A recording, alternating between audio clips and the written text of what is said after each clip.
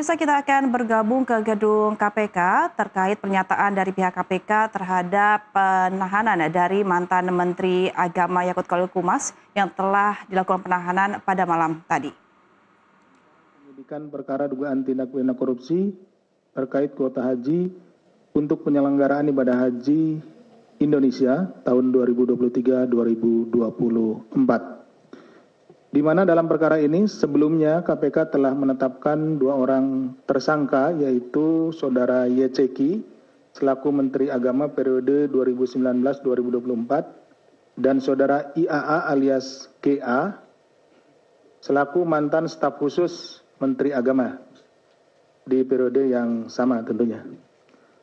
Tersangka YCK dan IAA disangkakan telah melanggar pasal 2 ayat 1 dan pasal 3 Undang-Undang Nomor 31 Tahun 1999 junto pasal 18 Undang-Undang Nomor 31 Tahun 1999 tentang pemberantasan tindak pidana korupsi sebagaimana telah diubah dengan Undang-Undang Nomor 20 Tahun 2001 tentang perubahan atas Undang-Undang Nomor 31 Tahun 1999 tentang pemberantasan tindak pidana korupsi junto pasal 55 ayat 1 ke 1 KUH pidana. Jadi ini penetapan tersangkanya di tahun 2025. Kalau tidak salah ini di bulan Agustus. Jadi masih menggunakan KUHP yang lama ya, seperti itu. KUHP-nya pun juga KUHP tahun 1981 masih menggunakan yang lama. Jadi tadi susunan pasal yang dipersangkakannya seperti itu.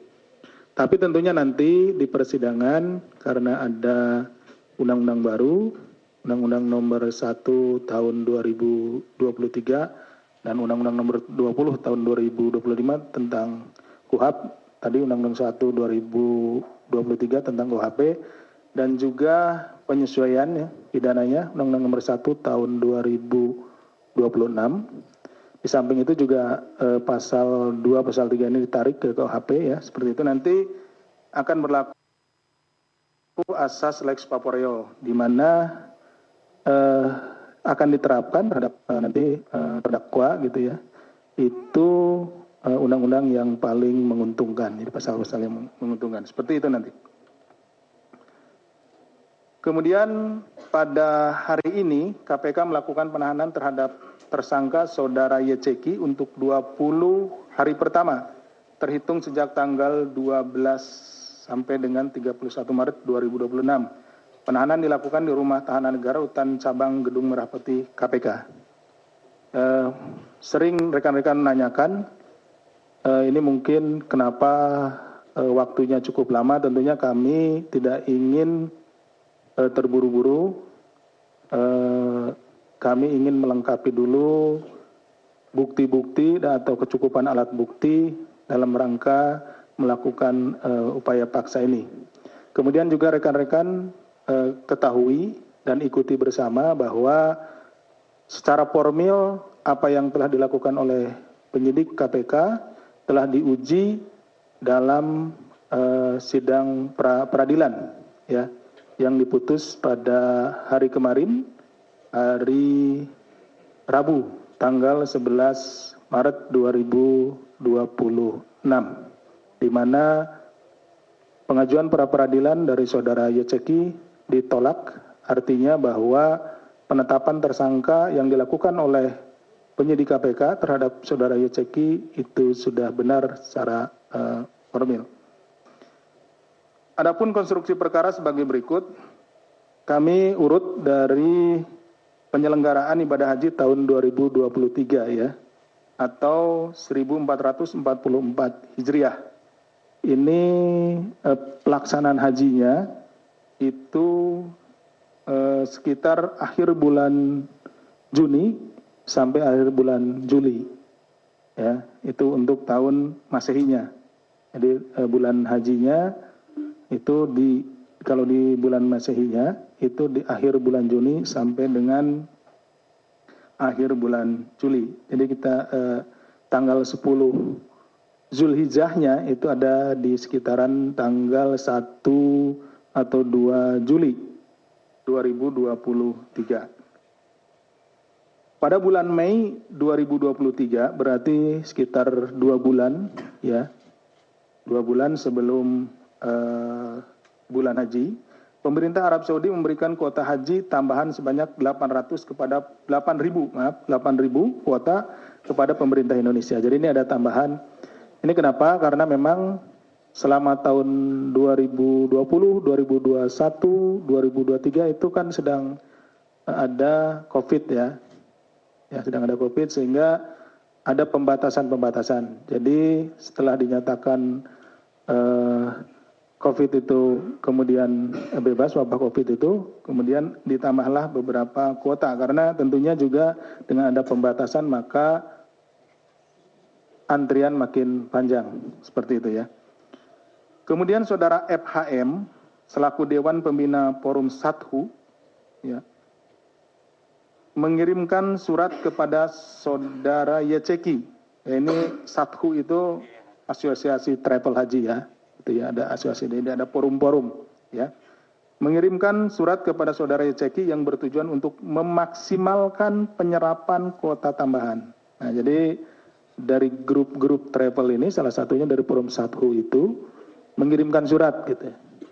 Jadi menginginkan memaksimalkan penyerapan kuota tambahan tersebut. Ini yang tahun 2023 ya, yang 8.000 gitu kan. Selanjutnya pada bulan Mei 2023 dalam rapat di Komisi 8 DPR RI dengan Menteri Agama disepakati kuota tambahan tahun 2023 sebanyak 8.000 dialokasikan untuk jamaah reguler. Karena yang paling terdampak sebetulnya adalah jamaah reguler. Kenapa? Karena antriannya sangat panjang, itu seperti itu ya. FHM kemudian berkomunikasi dengan Saudara HL selaku Direktur Jenderal Penyelenggaraan Haji dan Umroh atau PHU terkait surat dari Forum Sathu yang menyampaikan bahwa Forum Sathu siap memaksimalkan penyerapan kuota tambahan tersebut. Artinya Forum Sathu ini siap untuk kuotanya jika nanti dimaksimalkan, diberikan kepada travel tersebut ya di Forum Sathu. Itu. Kemudian HL mengusulkan kepada YCK agar kuota haji tambahan dibagi 92% kuota reguler dan 8% kuota khusus. Nah, ini artinya bahwa sudah menyalahi ya. Tadi di awal kan rapat itu di bulan Mei itu dialokasikan semuanya 8.000 itu untuk reguler. Tapi kemudian HL ini mengusulkan sudah dibagi saja 92%, 8% gitu. Ini masih ada dasarnya. Dasarnya memang di undang-undangnya 92%, 8% seperti ini. Jadi berlainan dengan kesimpulan dalam rapat dengan DPR. YCK kemudian menyetujui usulan tersebut dengan menerbitkan keputusan Menteri Agama atau KMA nomor 467 tahun 2023 pada tanggal 19 Mei 2023 tentang penetapan kuota haji tambahan tahun 2023 dengan komposisi 7.360 kuota untuk reguler dan 640 kuota untuk haji khusus sesuai dengan persentasenya.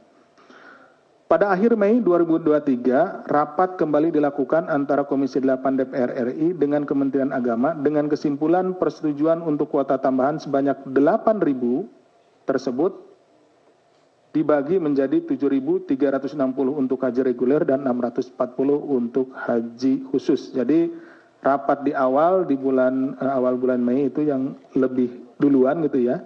Itu kemudian dianulir dengan rapat berikutnya. Sehingga di rapat berikutnya menyetujui pembagian yang di rapat awal disetujui seluruhnya 8.000 itu untuk haji reguler, kemudian disesuaikan dengan pembagiannya berdasarkan undang-undang. Ada 92% untuk haji reguler dan 8% untuk haji khusus.